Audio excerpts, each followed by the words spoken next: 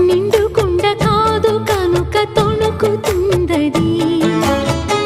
అంత వింత అందులోన ఏమిటున్నది నాలో తెలివికి దీనిలో నీటికి పోలికే గుళుకు గుళుకు పలుకుతున్నది అమృతం లాంటి హృదయం నీది అంతకన్నా వేరే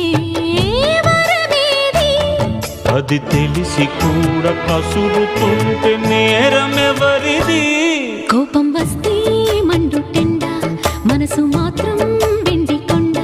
వానమబ్బు లాంటి వాటం నీదయా ఏంటో నాకు తెలుసా మంచి చెడ్డ నువ్వు చెబితే నేర్చుకుంటా నిన్ను నమ్మినాను అంతా నీ దయా